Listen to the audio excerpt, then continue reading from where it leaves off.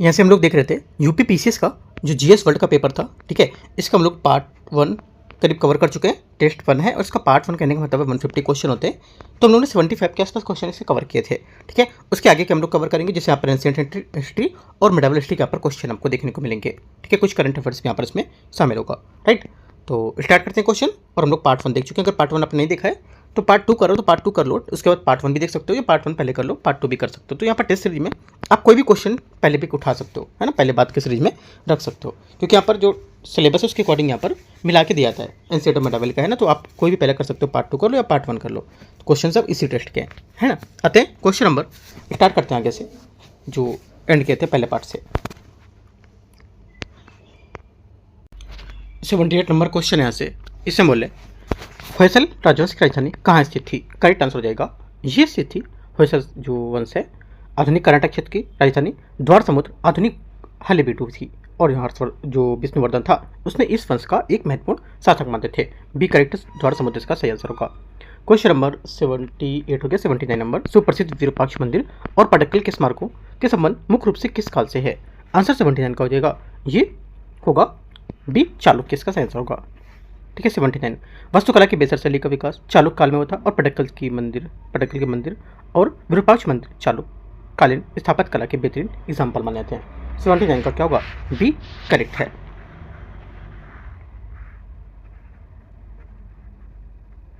आगे आते हैं क्वेश्चन नंबर यहाँ से 79 हो गया। 80 नंबर बोला है। 80 नंबर, निम्नलिखित पर विचार करना है, कालक्रम को व्यवस्थित करना है। दंतिदुर्ग, कृष्ण प्रथम, ध्रुव, अमोघ वर्ष, इनमें से बोला है कि इनके जो कालक्रम के अनुसार व्यवस्थित करना है। कालक्रम के अनुसार व्यवस्थित करेंगे तो राष्ट्रकूटों का सही क्रम हो जाएगा। दंतिदुर्ग संस्थापक, ठीक है, कृष्ण प्रथम कैलाश मंदिर के निर्माता, ध्रुव त्रिपक्षीय संघर्ष की शुरुआत और अमोघ वर्ष साहित्य का प्रेमी शासक था। 80 का एक करेक्ट आंसर होगा। आगे क्वेश्चन आते हैं 81 नंबर। 81 है, इसमें बोला पल्लव शासक सिंह विष्णु के संबंध में विचार करना है। पहला है जिसे अवनी सिंह की उपाधि प्राप्त थी। पहली बात यहाँ से करेक्ट है, क्योंकि यहाँ पर सिंह विष्णु पल्लव वंश का एक प्रतापी शासक था। उसने अवनी सिंह की उपाधि धारण की थी और उसके दरबार में कीर्तनार्जुनियम के रचयिता भारवी निवास करते थे। आंसर क्या होगा? 81 का सी करेक्ट आंसर है। दोनों बातें यहाँ से सही है। आगे आते हैं 82 नंबर क्वेश्चन है। 82 नंबर क्वेश्चन, मतविलास प्रहसन नामक प्रसिद्ध ग्रंथ की रचना किस पल्लव शासक ने की थी? जिसका मतलब शासनकाल में या पल्लव शासक ने की थी? आंसर हो जाएगा 82 का करेक्ट आंसर यहाँ से ये बी महेंद्र वर्मन प्रथम, इसका आंसर होगा। महेंद्र वर्मन प्रथम एक महान लेखक, ठीक है, और संगीतज्ञ था, राइट। उसने मतविलास प्रहसन नामक एक व्यंग्यात्मक नाटक की रचना की थी। वह प्रारंभ में जैन था लेकिन बाद में अपार प्रभाव से सेवा बन गया था। 82 का भी। 83 नंबर है, पल्लव स्थापत्य कला की जो मामल शैली उसका विकास किसके शासनकाल में हुआ था? 83 का हो जाएगा, ये हुआ था नरसिंह वर्मन प्रथम, इसका सही आंसर होगा, ठीक है। नरसिंह वर्मन इसका सही आंसर हो जाएगा, प्रथम, राइट। और ये इसको मामल कहा जाता था, उसी के नाम पर मामल शैली का विकास हुआ था, जिसके अंतर्गत महाबलीपुरम के रथ मंदिरों का निर्माण किया गया था। 83 का सी। 84 84 नंबर क्वेश्चन, सूची को मैच करते हैं शैली, और यहाँ पर इसके क्या शासक है? ये देखो, पहला बोला है पल्लव वास्तुकला पर 4 शैलियाँ विभाजित होती थी, है ना। महेंद्र शैली स्तंभ युक्त मंडप, महेंद्र शैली का स्तंभ युक्त मंडप हो जाएगा। तो यहाँ से जो होगा इसमें आ जाएगा आपका ये मामल्य शैली क्या होगी? जो मामल्य शैली होती थी ये हो जाएगी आपकी नरसिंह वर्मन प्रथम, और राज शैली आपकी नरसिंह वर्मन द्वितीय, इसका आंसर होगा, ठीक है। आंसर क्या होगा? 84 का यहाँ से बी करेक्ट आंसर है। 85 85 नंबर है, चोल वंश की किस शासक ने गंगैकोंड चोलपुरम की उपाधि धारण की थी और गंगैकोंड चोलपुरम को अपनी राजधानी बनाया था? आंसर 85 का हो जाएगा करेक्ट। कैलाश राजेंद्र प्रथम उत्तर भारत के सैन्य अभियान बंगाल के पाल शासक जो महिपाल था उसको हराने की सफलता के उपलक्ष्य में गंगैकोंड चोलपुरम की उपाधि धारण की थी और नई राजधानी बनाई थी। बी आंसर राजेंद्र प्रथम, इसका सही आंसर होगा, ठीक है। आगे आते हैं क्वेश्चन, देखते हैं आगे। 86 नंबर है, तंजौर का प्रसिद्ध राजराजेश्वर या ब्रजेश्वर मंदिर चोल शासक द्वारा बनाया गया था। किस चोल शासक थे? कौन सा? आंसर हो जाएगा 86 का करेक्ट आंसर, ये राजराज प्रथम ने तंजौर में भगवान शिव को समर्पित विशाल बृहदीश्वर मंदिर का निर्माण कराया था और ये द्रविड़ वास्तुकला की सर्वश्रेष्ठ उदाहरण माना जाता है। 86 का बी। 87 नंबर है, चोल साम्राज्य चोल प्रशासन की सबसे प्रमुख विशेषता क्या थी? चोल प्रशासन की सबसे प्रमुख विशेषता थी 87 का आंसर बी, स्थानीय स्वशासन या ग्राम प्रशासन इसका सही आंसर होगा 87 का। चोलों की सबसे विशिष्ट विशेषता उनका स्थानीय स्वायत्ता या शासन था और उत्तर मेरूर शिलालेख से चोल ग्रामीण जो काल थे उसको लेकर के ग्राम सभाओं का संचालन को लेकर विस्तृत जानकारी देते थे। 87 का बी। 88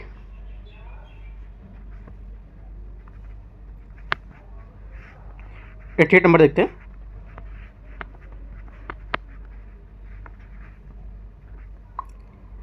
नंबर है, निम्नलिखित में से किस चोल शासक ने श्रीलंका में उत्तरी भाग पर विजय प्राप्त करके उसे एक चोल प्रांत मोमिड चोल मंडलम बनाया था? आंसर हो जाएगा 88 का करेक्ट आंसर यहाँ से राजा प्रथम इसका सही आंसर होगा। राजा प्रथम ने श्रीलंका पर आक्रमण किया और उसके उत्तरी भाग पर जीतकर साम्राज्य में मिला लिया था और पूर्ण श्रीलंका विजय का श्रेय उसके पुत्र राजेंद्र प्रथम को जाता था। 88 का ई करेक्ट आंसर है।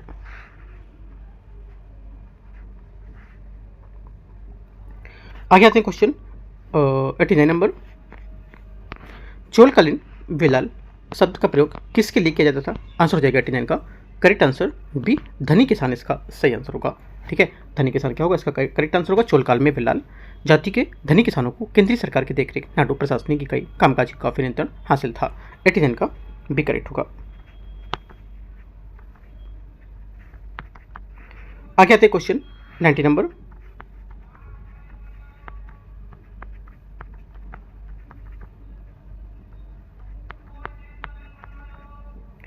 क्वेश्चन नंबर 90 है। 89 का क्या होगा बी करेक्ट था ना। ठीक है, क्वेश्चन नंबर 90, पल्लव वंश के अंतिम महत्वपूर्ण शासक कौन था जिसे चोल शासक आदित्य प्रथम ने क्या किया था? पराजित किया था। ठीक है, आंसर क्या होगा? आंसर हो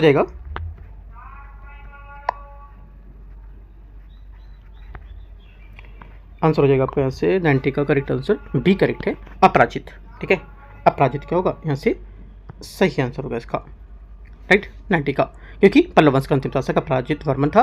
लगभग 897 ईस्वी पूर्व चोल शासक आदित्य प्रथम ने उसे युद्ध परास्त कर पल्लव साम्राज्य का अधिकार कर लिया था। 90 का भी करेक्ट है। 91, निम्नलिखित में से कौन सा भक्ति संत निर्गुण भक्ति शाखा विचारधारा सम्मिलित नहीं था? आंसर हो जाएगा 91 का करेक्ट आंसर चैतन्य महाप्रभु इसका सही आंसर होगा 91 का, क्योंकि भक्ति मार्ग 2 धाराओं में विभाजित थी और इसमें सरगुण और यहाँ पर निर्गुण और थ्राक सगुण। ठीक है, चैतन्य महाप्रभु सगुण धारा के संत थे जिन्होंने कृष्ण की उपासना की थी, जबकि यहाँ पर कबीर नानक और रैदास निराकार ईश्वर के विश्वास रखते थे। 91 का सी करेक्ट है। आगे आते हैं क्वेश्चन 92 है, अद्वैतवाद के सिद्धांत का प्रतिपादन किसने किया था जिसने बाद में सूफी और भक्ति संतों को प्रभावित किया था? आंसर क्या होगा 92 का करेक्ट आंसर यहाँ से 92 का करेक्ट आंसर क्या होगा? आंसर इसका 92 का जो हो जाएगा ये आपका बी करेक्ट होगा ना, शंकराचार्य, क्योंकि 8वीं शताब्दी में शंकराचार्य ने अद्वैतवाद जो थी उसका प्रतिपादन किया। इसी दर्शन के आगे चलकर सूफी मत के वहदस उल वजूद और निर्गुण भक्ति के पर जो वैचारिक आधार था उसको प्रदान किया था। ठीक है, आगे आते क्वेश्चन 93, सूफी संतों पर भक्ति संतों के बीच वैचारिक जो समानता थी उसमें से कौन के संबंध में यहाँ पर सही होगा? पहली बात देखते हैं, 4 ऑप्शन है, आपको बताना कौन सा इसमें, तो देखते हैं इसको। 93 का सही आंसर यहाँ से ये बी होगा। दोनों ने ईश्वर के प्रति व्यक्तिगत और प्रेम और गुरु के महत्व पर बल दिया था। 93 का आंसर भी करेक्ट है, क्योंकि यहाँ पर पीर सूफी पीर जो मुरीद परंपरा थी और भक्ति गुरु शिष्य परंपरा से गहरी समानता थी। दोनों ने कर्मकांडों के स्थान पर प्रेम और भक्ति के मोक्ष का साधन माना था। 93 का बी। 94, प्रसिद्ध सूफी संत निजामुद्दीन औलिया ने किस सुल्तान का मिलने का इनकार कर दिया था? आंसर 94 का करेक्ट आंसर क्या हो जाएगा? 94 का सही आंसर यहाँ से ये करेक्ट है, अलाउद्दीन खिलजी यहाँ से सही आंसर होगा। ठीक है, अलाउद्दीन खिलजी यहाँ से करेक्ट आंसर होगा। निजामुद्दीन औलिया ने सुल्तान के दरबार में दूरी बनाए रखी थी। जब अलाउद्दीन खिलजी ने उससे मिलने की इच्छा जताई तो उन्होंने कहा, मेरे घर में 2 दरवाजे हैं, अगर सुल्तान एक से आएगा तो मैं दूसरे से बाहर निकल जाऊंगा। ये आंसर होगा। 95 नंबर है, भक्ति आंदोलन के उस संत का नाम बताना है कि जिसने पहले सबसे पहले अपने संदेश के प्रचार के लिए हिंदी का प्रयोग किया था? आंसर क्या होगा? 95 का करेक्ट आंसर बी रामानंद इसका सही आंसर होगा। ठीक है, रामानंद उत्तर भारत में भक्ति आंदोलन के प्रवर्तक थे। उन्होंने संस्कृत के स्थान पर स्थानीय भाषा हिंदी को अपनाया था ताकि आम जनता तक संदेश पहुंच सके। 95 बी। 96 नंबर है, 96 नंबर क्वेश्चन, इस्लाम के भारत आगमन का भारतीय वास्तुकला पर क्या प्रभाव पड़ा था? 96 का आंसर क्या होगा? 96 का आंसर हो जाएगा मेहराब और गुंबद का प्रचलन बढ़ा था। बी यहाँ से सही आंसर होगा 96 का। इस्लाम के प्रभाव में भारतीय वास्तुकला में इंडो इस्लामिक शैली का जन्म हुआ था और जिसकी मुख्य विशेषता मेहराब गुंबद की क्या थी? मीनारें देखी गई थी। ठीक है, आंसर आगे आते हैं। क्वेश्चन 97 नंबर,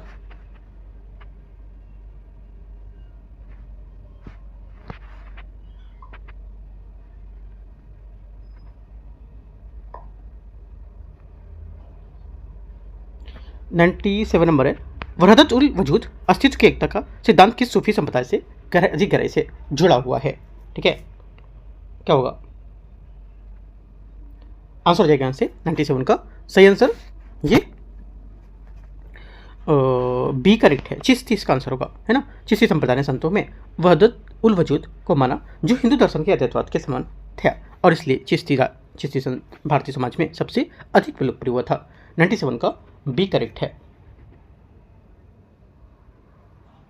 आगे आते हैं 97 नंबर क्वेश्चन। 97 तो हो गया चिश्ती। 98 नंबर, भक्ति और सूफी आंदोलनों ने भारतीय समाज में किस कुरीति पर सबसे बड़ा कड़ा प्रहार किया था? आंसर हो जाएगा 98 का सही आंसर बी जातिवाद और छुआछूत इसका करेक्ट आंसर होगा। दो आंदोलनों ने मुख्य मनुष्य की जो समानता उस पर बल दिया था और कबीर और नानक जैसे संतों ने जाति आधारित भेदभाव पर ईश्वर की भक्ति में सबसे अधिक बाधा बताई थी। ठीक है, और सबसे अधिक बाधा बताई थी, तो आंसर क्या होगा? बी करेक्ट है। 99 नंबर, दक्षिण भारत के अलवार संत किसकी उपासना करते थे? आंसर हो जाएगा 99 का दक्षिण भारत के भक्ति आंदोलन में दो समूह द्वारा किया गया था। जो अलवार थे विष्णु भक्त और नैनार शिव के भक्त थे। बी यहाँ से सही आंसर है। 99 दक्षिण भारत में अलवार संत किसकी उपासना करते थे? 99 का सही आंसर हो जाएगा, ये करते थे विष्णु की। अभी मैंने बताया आपको 99 का बी क्या होगा? सही आंसर होगा। क्वेश्चन 100 है, मध्यकाल में गंगा यमुनी तहजीब के विकास में किसका योगदान सर्वाधिक रहा था? 100 का सही आंसर हो जाएगा बी यहाँ से इसका करेक्ट आंसर होगा। भक्ति और सूफी संतों की समन्वयवादी दृष्टिकोण का आंसर 100 का भी करेक्ट है। ठीक है, यहाँ पर भक्ति और सूफी संतों ने हिंदू मुस्लिम संस्कृति के बीच सेतु का काम किया जिसने एक मिश्रित संस्कृति सिंक्रेटिक कल्चर का जन्म हुआ था जिसे गंगा जमुनी तहजीब कहा जाता था। आगे आते हैं 101 नंबर क्वेश्चन।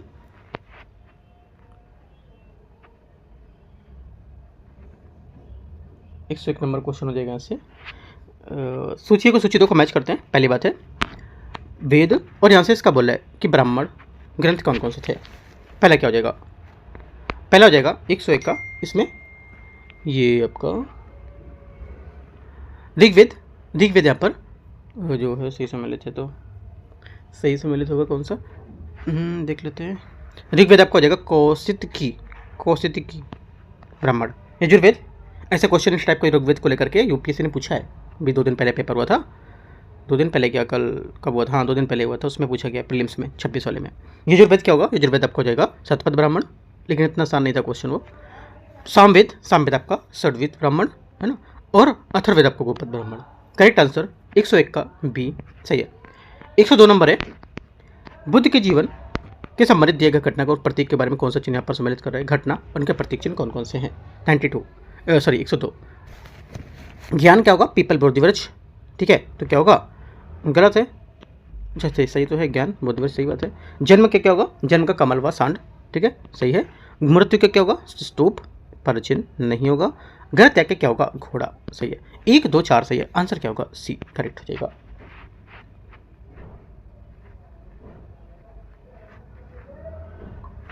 आगे आते हैं क्वेश्चन नंबर 103। महेंद्र वंश शैली का संबंध निम्नलिखित में से किस वंश से है? करेक्ट आंसर हो जाएगा 103 का सही आंसर क्या होगा? 103 का सही आंसर आपका हो जाएगा पल्लव वंश, इसका सही आंसर होगा। पल्लव वास्तुकला कदंद्रा कला और यहाँ पर काष्ठ कला से निम्मुक्त थी। इसमें चट्टानों को काटकर मंदिर निर्माण की प्रक्रिया प्रारंभ हुई थी। महेंद्र वंश शैली में उसके अंतर्गत सादे मंदिर जिनमें बरामदे स्तंभयुक्त चौकोर स्तंभ का प्रयोग होता था। 103 का एक करेक्ट हो जाएगा, है ना। 104 आता है।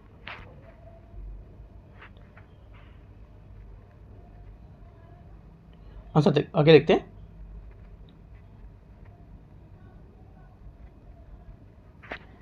क्वेश्चन 104 है, निम्नलिखित युग्मों पर विचार करना है। 103 का एक करेक्ट है ना, हाँ ठीक है, 103 का एक करेक्ट है। 104 नंबर, निम्नलिखित पर विचार करना है। पुस्तक लेखक 10 कुमार चरित, 10 कुमार चरित है जो, ये क्या होगा? 104 कब हो जाएगा? दंडी है ना ये। आगे 10 कुमार चरित हो क्या? मालविकाग्निमित्रम जो होगा ये कालिदास जी, पता होगा सबको। मुद्रा राक्षस ये भी पता होगा, विशाख दत्त है ना। और मत्त विलास प्रहसन ये क्या होगा? ये हो जाएगा महेंद्र वर्मन प्रथम, फर्स्ट। करेक्ट आंसर क्या होगा? करेक्ट आंसर स्टेप्स यहाँ पर हो जाएगा 104 का सी करेक्ट है। 105 नंबर है, आर्यभट्ट थे कौन? आर्यभट्ट थे ये कौन? करेक्ट आंसर हो जाएगा 105 का आर्यभट्ट 4वीं-5वीं शताब्दी प्राचीन भारत के प्रसिद्ध गणितज्ञ और खगोलशास्त्री थे, ठीक है।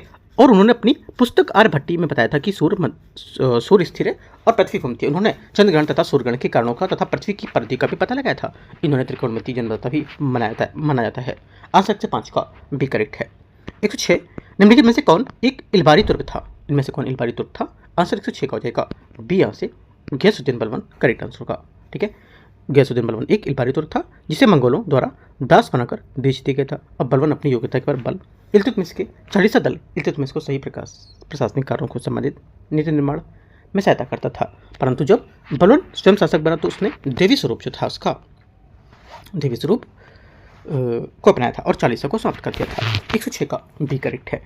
107 नंबर आते हैं, पानीपत का प्रथम युद्ध किसके मध्य हुआ था? आंसर हो जाएगा 107 का सही आंसर पानीपत का युद्ध हुआ था बाबर और इब्राहिम लोधी। पानीपत का प्रथम युद्ध 21 अप्रैल 1526 को बाबर इब्राहिम लोधी के बीच हुआ था, जिसमें लोधी की सेना की संख्या अधिक होने पर भी वह हार गया था और मारा गया था। घुमा सकता है क्वेश्चन, आपसे बोले कि लोधी की सेना कम होने की वजह से हारा था, वो गलत हो जाएगा। दिल्ली पर बाबर का अधिकार हो गया था और इस युद्ध में बाबर की सफलता का एक प्रमुख कारण विशाल तोपखाना था, जिसका नेतृत्व उस्ताद अली कुली नामक व्यक्ति ने किया था। बाबर ने अधिकारियों को पुरस्कार और जागीरें प्रदान की थी, जिस कारण लोगों ने उसे कलंदर की उपाधि दी थी। 107 का डी करेक्ट है। 108 आता है,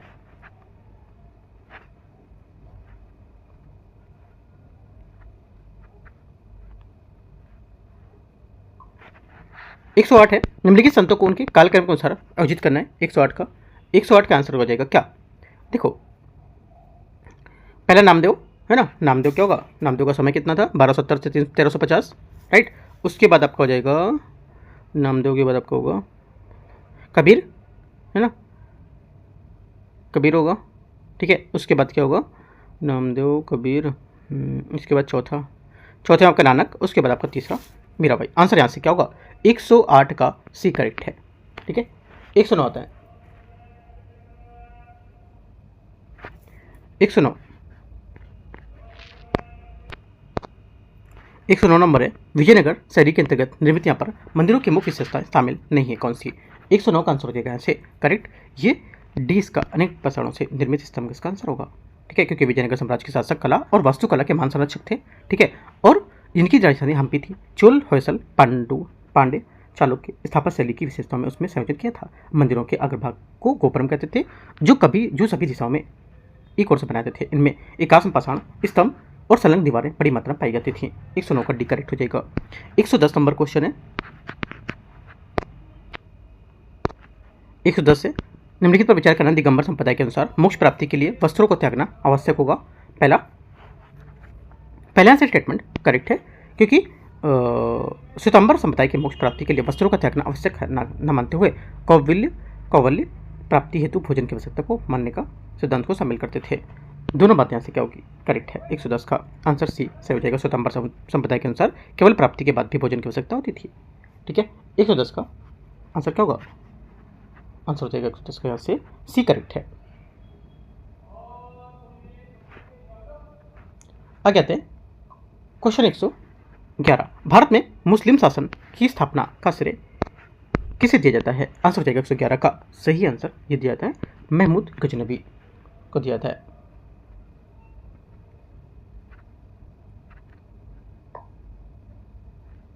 आगे आते हैं 112, क्योंकि यहाँ पता दहिर शासन काल में सिंध की अपनी जो अरब थी उसमें द्वारा आक्रमण किया गया था, परंतु यहाँ पर अरबी भारत में अपना साम्राज्य बनाने में सफल रहे थे और इससे आक्रमण में भारत में विकेंद्रीकरण और विभाजन की स्थितियां सक्रिय हो गई थी। परिणामतः तुर्कों ने महमूद गजनवी के नेतृत्व में भारत पर आक्रमण कर मुस्लिम शासन की स्थापना का श्रेय हासिल किया था। 111 का सी करेक्ट है। 112 नंबर है, ऋग्वैदिक काल में निष्क था क्या? ऋग्वैदिक काल जो था उसमें निष्क क्या था? एक प्रकार का स्वर्ण आभूषण था ये। ठीक है, 113 नंबर क्वेश्चन है। 113 बोला है कविराज वर्मा ग्रंथ की रचना किसने की थी? 113 का आंसर हो जाएगा बी नंबर अमोघ वर्ष इसका आंसर होगा, क्योंकि यहाँ पर दक्षिण में राष्ट्रकूट शासक पाल और प्रतिहार शासकों के समकालीन थे, जिसकी भाषा कन्नड़ थी। राष्ट्रकूट शासक अमोघ वर्ष ने वीर नारायण की उपाधि प्राप्त की थी और कन्नड़ भाषा में रवि कविराज वर्मा ग्रंथ की रचना की थी। आंसर 113 का बी। 114 निम्नलिखित में से कौन सा सही सुमेलन नहीं कर रहा है? कौन सा सही सम्मिलित नहीं है 114 में? आंसर हो जाएगा ये श्री रंगनाथ स्वामी मंदिर तमिलनाडु। गलत है, क्योंकि वेंकटेश्वर मंदिर जिसे 7 पहाड़ों का मंदिर बनाया था, ये चोला द्वारा निर्मित आंध्र प्रदेश के चित्तूर में अवस्थित है। ठीक है, आंध्र प्रदेश में स्थित वराय लक्ष्मी नरसिंह मंदिर वराय नरसिंह मूर्ति वर्षवर्यन चंदन के लेप से ढकी हुई के कारण इसमें मूर्ति शिवलिंगम सदर्श को भली भांति प्रतीक करके दिखाया हुआ है। और अगला आंध्र प्रदेश में स्थित श्री रंगनाथ स्वामी मंदिर 12वीं शताब्दी में उत्कृष्ट कला का नमूना बताया गया है। और इसमें यहाँ पर एक विशाल मीनार है जिसे गोली गोपुरम कहा जाता था, जिसका अर्थ होता है पवन मीनार, जो लगभग 70 फीट ऊंची है। आगे भगवान शिव को लेकर के यहाँ पर सोमनाथ मंदिर गुजरात में स्थित है और 12 ज्योतिर्लिंग में से इसी प्रथम स्थान प्राप्त होगा। ठीक है, तो आंसर क्या होगा? आंसर 14 का यहाँ पर जो पूछा था सुमेल नहीं है वो बी हो जाएगा। 115 निम्नलिखित में से किसे कश्मीर का अकबर के नाम से जानते थे? 115 का आंसर हो जाएगा डी जैनुल आबिदीन इसका सही आंसर होगा। ठीक है, याद रखना है। करेक्ट आंसर 115 का डी करेक्ट आंसर, क्योंकि 1420 में जैनुल आबिदीन कश्मीर के सिंहासन पर बैठने वाला एक महान शासक था। उसकी धार्मिक दृष्टि से सहिष्णुता और उदारता के कारण उसने या उन्हें कश्मीर के अकबर भी कहा जाता था। उसने जजिया कर निषिद्ध किया और वहाँ पर गोहत्या पर रोक लगा दी थी। बुलर झील में जैनुल लंक नामक द्वीप का निर्माण किया था, इसी द्वारा करा भी किया था ये सब। आंसर डी करेक्ट हो जाएगा इसका। आगे आते हैं क्वेश्चन नंबर 116। उत्तर वैदिक यहाँ पर कालीन में अधिकारियों के संबंध में विचार करने कौन सा सम्मिलित नहीं कर रहा है? सम्मिलित यहाँ पर नहीं है, ये हो जाएगा छत्ता ग्राम का मुखिया बोला है। ये गलत है, क्योंकि उत्तर वैदिक काल में छत्ता द्वारपाल होता था, जबकि ग्रामीणी ग्राम का मुखिया होता था। 117 नंबर क्वेश्चन है, कनिष्क दरबार के संरक्षण प्राप्त जो विद्वान है उसमें कौन शामिल था? इसमें कौन शामिल था? 117 का आंसर हो जाएगा यहाँ पे अश्व घोष, वसुमित्र, नागार्जुन, चरक ये सब शामिल थे, लेकिन धंगदेव इसमें शामिल नहीं था। ठीक है, याद रखना है। आंसर क्या होगा? 117 का सी करेक्ट है। 118 नंबर क्वेश्चन है। 118 क्वेश्चन है, जैन धर्म के पतन के कारणों के संबंध में विचार करना है, कौन सा सही नहीं है? कठोर व्रत, तपस्या पर बल। ठीक है, साहित्य में प्राकृत भाषा का प्रयोग, जैन मतलंबियों का आंतरिक मतभेद, शैववाद और अनेकांतवाद का सिद्धांत। 3-4 करेक्ट है, पहला भी करेक्ट है। दूसरी बात यहाँ से साहित्य में प्राकृत भाषा का प्रयोग की बात गलत हो जाएगी इसकी। ठीक है, क्योंकि यहाँ पर जनसाधारण की भाषा को प्रयोग करते थे, संस्कृत के बढ़ते हैं उसको भी प्रयोग करते थे, और संस्कृत भाषा तक ज्ञान काफ़ी विशेष वर्ग तक सीमित था इनका। ठीक है, दूसरा बात यहाँ से गलत हो जाएगी, गलत पूछा है। 119 नंबर है, ऋग्वेद के संबंध में निम्नलिखित पर विचार करना है। इसमें गंगा नदी का उल्लेख नहीं मिलता है। 119 का पहला स्टेटमेंट यहाँ से क्या होगा? पहला स्टेटमेंट यहाँ से हो जाएगा ये जो पहली बात है आपका 119 का पूछा क्या कौन सा सही है ना, पहली बात यहाँ से गलत हो जाएगी, क्योंकि इसमें गंगा नदी का उल्लेख नहीं मिलता है बोला है, बल्कि यहाँ पर गंगा का एक बार और तथा यमुना का 3 बार उल्लेख मिला हुआ है। सेकंड बात है, इसमें हिमालय की एक चोटी मूजवंत का उल्लेख मिलता है। सेकंड बात सही है, ओनली 2 करेक्ट है। क्वेश्चन 120 है, निम्नलिखित में से कौन सी विशेषताएं खिलजी वंश से संबंधित नहीं है? खिलजी वंश से संबंधित नहीं है, आंसर हो जाएगा 120 का। करेक्ट आंसर, जलालुद्दीन ने हस्तक्षेप की नीति को क्या किया था? अपनाया था। खिलजी वंश के संस्थापक फिरोज जो खिलजी था उसने, जिन्होंने सत्ता में आने के बाद अपना नाम गियासुद्दीन फिरोज खिलजी था, और यह बलवन के शासनकाल में एक सेनानायक था जिसकी सख्त एवं लोक नीति को त्याग कर इसकी अपार नीति अपनाई थी और जन आधार की इच्छा को महत्व दिया था। और जलालुद्दीन मुख्यतः हस्तक्षेप की नीति अपनाई थी और धर्म को राजनीति से अलग रखा था। 120 का डी करेक्ट है। 121 नंबर क्वेश्चन है यहाँ से, नीचे दिए गए भी कथन करणार। बाबरनामा तुर्की में लिखा था। तुर्की मुगल दरबार की राजभाषा थी। दोनों बातें क्या होंगी? दोनों बातें यहाँ से एकदम सही नहीं है, क्योंकि पहली बात करेक्ट है, लेकिन दूसरी बात यहाँ से इसकी गलत है। क्यों? क्योंकि यहाँ पर भारत में मुगल साम्राज्य की आधारशिला रखने का बाबर स्वयं के जीवन को संबंधित ग्रंथ जो कि बाबरी या बाबरनामा लिखा था, इसकी भाषा तुर्की है, परंतु तुर्की मुगल दरबार की राजभाषा नहीं थी। ये सम्मान फारसी भाषा को प्राप्त था। ठीक है, आंसर सी करेक्ट है। 122 नंबर है, 122 नंबर क्वेश्चन है, इस निम्नलिखित में से दिल्ली सल्तनत से संबंधित यहाँ पर कौन सा युग्म सम्मिलित नहीं कर रहा है, कौन सा यहाँ पर सम्मिलित नहीं है ये बताना है। पहला बोला इसमें कि जकात, खराज, खम्स, हक ए सर्व, है ना, 4 बातें दे रखी हैं यहाँ पर। तो देखो यहाँ पर जो नहीं सम्मिलित है तो ये भी पता होना चाहिए सम्मिलित कौन सा है ना, कौन सा नहीं है, दोनों बातें पता होनी चाहिए। तो यहाँ पर देखो पहला जो बात बोला है ये जकात, यहाँ से इसकी बात सही हो जाएगी, है ना, सेकंड बात भी करेक्ट है। खराज भी सही है, गैर मुसलमान के लिए जनरल भू राजस्व। खम्स युद्ध लूट से, और जो हक ए सर्व ये बात गलत है, एक प्रकार का धार्मिक कर नहीं था ये, क्योंकि यहाँ पर जो हक ए सर्व एक सिंचाई कर था जिसे फिरोज शाह तुगलक द्वारा जारी किया गया था, ये बात गलत हो जाएगी इसकी।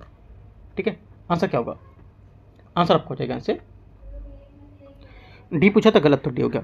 123 नंबर निम्नलिखित में से कौन सा यहाँ पर सही नहीं है?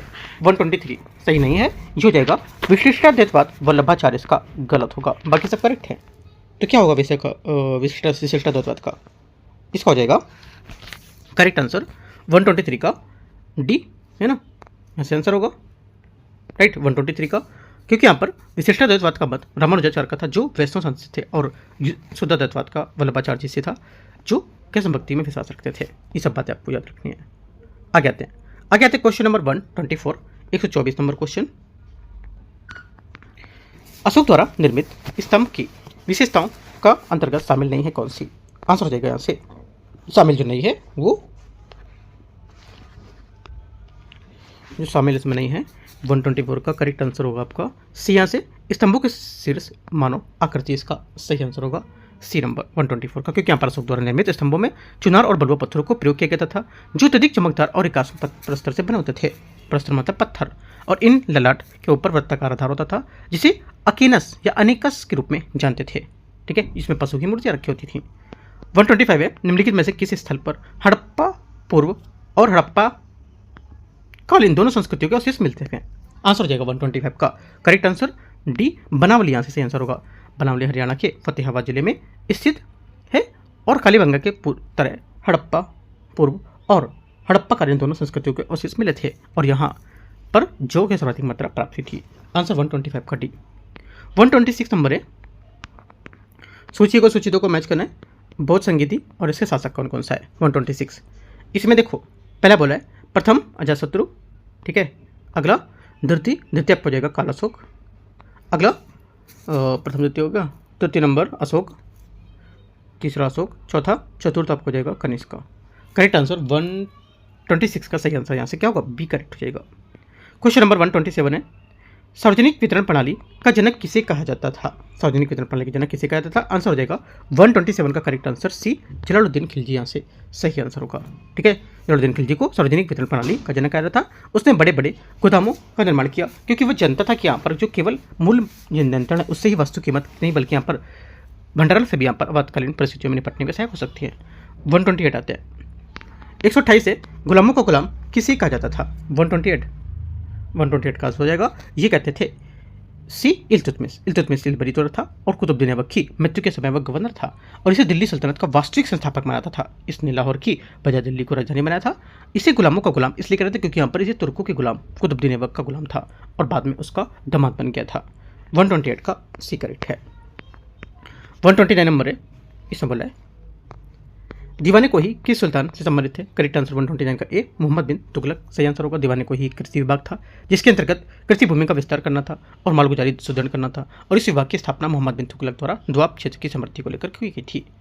130 बुद्ध ने अपना प्रथम उपदेश कहाँ दिया था? 130 का आंसर हो जाएगा सी, सारनाथ, यहाँ से सही आंसर होगा। बुद्ध ने सारनाथ में 5 ब्राह्मण सन्यासियों को अपना प्रथम उपदेश दिया था, जो धर्म चक्र प्रवर्तन कहा जाता था, ये कहा जाता है।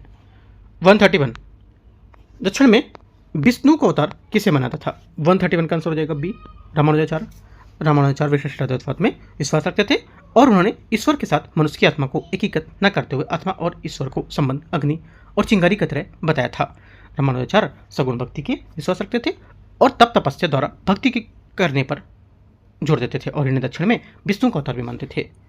132 निम्नलिखित में से अशोक के द्वारा विभिन्न देशों में भेजे गए धर्मचक्र जो है धर्मचक्र प्रचारक हैं उसमें संबंधित कौन से यहाँ पर सही नहीं बताता है? 132 में यहाँ पर जो सही नहीं बताता है आंसर हो जाएगा ये पहला बोला है जो महेंद्र और संघमित्रा, ये क्या हो जाएगा? ये महाराष्ट्र श्रीलंका था, सही बात है। महाधर्म रक्षित महाराष्ट्र था, सही बात है। मंजिम, मंजिम क्या था, हिमालय पर्वतीय क्षेत्र। और मजांतिक क्या था, ये कश्मीर तथा गांधार। चारों बातें करेक्ट हैं। बोले कौन सा गलत है, तो कोई गलत नहीं था, डी आंसर होगा, सभी बातें सही है। स्टेटमेंट को ध्यान से पढ़ना है कि पूछ क्या रहा है, सही पूछ रहा है कि गलत पूछ रहा है, ठीक है। आ गया तुम 133 नंबर क्वेश्चन। 134 नंबर 134 है, निम्नलिखित में से किसने भारत में स्वर्ण सिक्कों का प्रचलन नियमित रूप से उपयोग के लिए किया था। करेक्ट आंसर 134 का हो जाएगा, ये विम कैटफिश इसका सही आंसर होगा। विम कैटफिश भारत में कुषाण शक्ति का वास्तविक संस्थापक था, जिसने बड़ी मात्रा में सोने के सिक्के जारी किए थे और उस पर एक और यूनानी लिपि थी, जो दूसरी ओर खरोष्टी लिपि का उपयोग करता था। भारत में सर्वप्रथम सोने के सिक्के विम कैटफिश ने ही चलाए थे। 134 का सही आंसर क्या होगा, बी करेक्ट है। 135 मीराबाई समकालीन थी किसके, आंसर हो जाएगा 135 का करेक्ट आंसर, ये आंसर होगा तुलसीदास। मीराबाई मेड़ता के शासक रतन सिंह की इकलौती पुत्री थी, जिसका विवाह उदयपुर शासक राणा सांगा के बड़े पुत्र भोजराज से हुआ था। उसके पति की मृत्यु के बाद समूचा जीवन कृष्ण भक्ति में बिताया था और परमात्मा से मिलन एक मात्र मार्ग भक्ति को निरूपित किया था। आंसर 135 का ए। 136 136 नंबर है, नीचे दिए गए सूची को सम्मिलित करना है। सूची 1 सूची 2 नृत्य और संबंधित यहाँ पर जाति जनजाति कौन सी हैं। 136 पहला ये बोला है धोबी नृत्य धोबी जाति द्वारा, सही बात है। उसके बाद सैरा नृत्य कृषकों द्वारा होता था, ठीक है। उसके बाद क्या होगा, नटवरी नृत्य ये अहीरो द्वारा होता था, है ना, अहीरो द्वारा होता था, हाँ ठीक है।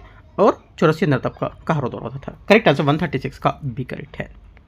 137 नंबर है, सूची को सूची 2 को मैच करना है। नंदी वर्मन शैली, ठीक है, नंदी वर्मन शैली जो है ये आपकी हो जाएगी 137 में खजुराहो शैली, उड़ीसा शैली क्या होगा, कलिंग साम्राज्य, है ना। उड़ीसा क्या होगा, कलिंग साम्राज्य। सोलंकी दे रखा है, सोलंकी शैली सोलंकी शासक हो जाएगा, है ना। आगे खजुराहो शैली आपका हो जाएगा चंदेल शासक, और नंदी वर्मन शैली पल्लव शासक। करेक्ट आंसर 137 सी। 138 है, सुंग वंश के पश्चात किस वंश का शासन भारत में स्थापित हुआ था। आंसर हो जाएगा 138 का करेक्ट आंसर बी कर्ण वंश इसका आंसर होगा, ठीक है। जो विभिन्न वंश भारत में स्थापित हुए थे, जैसे हर्यक वंश, मौर्य वंश, कण्व वंश और सातवाहन वंश, ये सीरियल है पूरा। 139 139 नंबर है, सुदर्शन झील जो है उसका निर्माण पुनर्निर्माण के लिए किसके द्वारा कराया जाता था। सुदर्शन झील का पुनर्निर्माण किसके द्वारा करवाया जाता था। आंसर हो जाएगा 139 का करेक्ट आंसर डी स्कंदगुप्त यहाँ से सही आंसर होगा। स्कंदगुप्त के जूनागढ़ अभिलेख में जानकारी प्राप्त होती थी और उसे सुदर्शन झील का पुनर्निर्माण कराया गया था, डी आंसर है। 140 निम्नलिखित में से कथन पर विचार करना है। कोहिल्डवा से जो कोहिल्डवा था उससे विश्व के प्राचीनतम चावल के उगाने के साक्ष्य होते थे प्राप्त होते थे। पहली बात 140 का पहला सही है। मध्य प्रदेश में आदमगढ़ से प्राचीनतम पशुपालन अर्थव्यवस्था से साक्ष्य मिलते थे, सेकेंड बात भी करेक्ट है। दोनों बातें एकदम सही है। 140 का आंसर सी। 141 है, पानीपत के प्रथम युद्ध में तुर्कों की विजय का मुख्य कारण क्या था। इनकी जो विजय थी इसका क्या मुख्य कारण था, बताना है आपको। करेक्ट आंसर हो जाएगा इनका मुख्य कारण था कि सही आंसर तोपखाना होना, तोपखाना का होना यहाँ से करेक्ट आंसर था। 142 बाबर में हुमायूं के शासनकाल का विवरण तत्कालीन समाज का उल्लेख निम्नलिखित में से किस रचना को देखने को मिलता है। आंसर 142 का आंसर हो जाएगा ए हुमायूंनामा इसका सही आंसर होगा, ठीक है। हुमायूंनामा की रचना गुलबदन बेगम ने की थी, जिसमें बाबर और हुमायूं के शासनकाल के इसका वर्णन मिलता है, ठीक है। 143 है, निम्नलिखित में से कौन सा यहाँ पर सही सम्मिलित नहीं है। सही सम्मिलित यहाँ पर कौन सा नहीं कर रहे। करेक्ट आंसर हो जाएगा 143 का ये सी नंबर नीतिसार विशाख दत्त इसका सही आंसर होगा। 143 का नीतिसार के रचयिता कामेदक थे, ठीक है। क्वेश्चन 141 तालीकोटा युद्ध के संबंध में कौन से यहाँ पर सही होगा बात, ये किन के शासकों के बीच लड़ा गया था, इसमें से कौन सा सही होगा। 144 का आंसर हो जाएगा ये विजयनगर और बीजापुर अहमदनगर तथा गोलकुंडा की सेनाओं के बीच था। तालीकोटा का युद्ध के समय सदाशिव राय विजयनगर साम्राज्य का शासक था, परंतु यह एक कठपुतली शासक था क्योंकि वास्तविक शक्ति इसके मंत्री राम राय के पास थी। तालीकोटा युद्ध के पश्चात दक्षिण भारतीय राज्य में विजयनगर साम्राज्य की प्रमुखता समाप्त हो गई थी और ये अनेक राज्यों में बढ़ गया था। इसके हार का प्रमुख कारण घुड़सवारी की कमी, पुराने हथियार, गिलानी भाइयों का विश्वासघात था।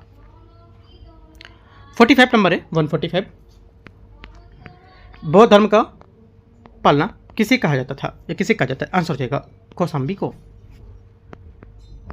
आगरा ग्रहण से संबंधित कथनों पर गलत कथन कौन सा है? गलत कथन है आगरा गुप्त मुगल काल में संगीत का सबसे बड़ा केंद्र था, जिसका सूत्रपात श्याम रंग और सरस रंग से माना जाता था। इसकी उत्पत्ति अकबर के दरबारी गायक सुजान खान से मानी जाती थी। इसकी मुख्य संगीतकार हाजी सुल्तान, अली बख्श, फयाज खान, विलायत हुसैन खान आदि का मंदिर था। आंसर सी 146 का होगा सी है ना। 147 नंबर है, हमारे द्वारा लड़े गए 4 युद्ध थे, उसकी तिथि अनुसार यहाँ पर अंकन करेंगे कौन कौन से यहाँ पर सीरियल्स लगाएंगे, एक तरह से बोल सकते हो तिथि के अनुसार। 147 का आंसर जाएगा देवरा, चौसा, कन्नौज, सरहिंद। ठीक है, इसका सही आंसर होगा देवरा 1532 का, चौसा आपका 1532 में भी है ना, और कन्नौज बिलग्राम बोल सकते हो 1540, Sirhind 1555। Correct answer D. Question number 148, निम्नलिखित में से कौन सा युग्म सही सम्मिलित नहीं कर रहा है? 148 में नहीं कर रहा है, आंसर हो जाएगा यूसुफ आदिल शाह अहमदनगर, इसका आंसर होगा। ठीक है, 148 का, क्योंकि यूसुफ आदिल शाह बीजापुर का शासक था ना कि अहमदनगर का। बीजापुर में मोहम्मद आदिल शाह का गोल गुंबद नाम से मकबरा काफ़ी विख्यात है। 149 149 नंबर है, भारत में अरबों द्वारा पहला सफल आक्रमण किसके नेतृत्व में किया गया था? 149 का सही आंसर ये मोहम्मद बिन कासिम, इसका सही आंसर होगा। ठीक है, अरबों द्वारा धन की लूट के लिए सिंध और उसके आसपास के क्षेत्रों में आक्रमण किया गया था, और भारत में सर्वप्रथम मुस्लिम आक्रमण 711 ईस्वी में उबैदुल्ला के नेतृत्व में, दूसरा 711 ईस्वी में बुधैल के नेतृत्व में असफल था। ठीक है, सी करेक्ट है। 150 हड़प्पाई नगरों के संबंध में विचार करना है। ठीक है, देखते हैं इसमें। लोथल क्या होगा? लोथल हो जाएगा आपका 3 युग्मित समाधियों का साक्ष्य। ठीक है, कालीबंगा बच्चे की खोपड़ी में 6 छिद्र किए गए थे, जाने पर प्रमाण मिले थे, है ना। तो क्या हो जाएगा 2। और बनवाली में आपका अग्निवेदियों के प्रमाण थे, और धौलावीरा में क्या था? हड़प्पा सभ्यता का एकमात्र स्टेडियम देखा गया था। करेक्ट आंसर 150 का सी करेक्ट है। इस टाइप से यहाँ पर 150 क्वेश्चन पूरे हो गए। आपका जीएस वर्ल्ड जो पेपर है यूपीपीसीएस के लिए टेस्ट 1 यहाँ से खत्म हो गया। ठीक है, कल हम लोग स्टार्ट करेंगे टेस्ट नंबर 2 को देखेंगे, और यहाँ पर हम लोग और भी टेस्ट पेपर कर चुके हैं, जैसे कि अपना यूकेटी चैनल उसके यहाँ पर 2 पेपर कर चुके हैं हम लोग, है ना। और धीरे के कम से कम 6 पेपर, यहाँ 7 पेपर कवर हो चुके हैं। राइट, कल हम लोग यहाँ से स्टार्ट करेंगे दूसरा पेपर जीएस वर्ल्ड का। ठीक है, और हम लोग अभी यूकेटी का अपना तीसरा पेपर भी लेके आने वाले हैं, वो रहेगा मॉडर्न हिस्ट्री का कोशिश कर रहा हूँ रखूँ। ठीक है, जो भी नेक्स्ट पेपर रखूँ आप बता सकते हो अपने हिसाब से, तो मैं उसके हिसाब से पेपर को सेट करूँगा। ठीक है, एंड करते हैं। All the best, thank you.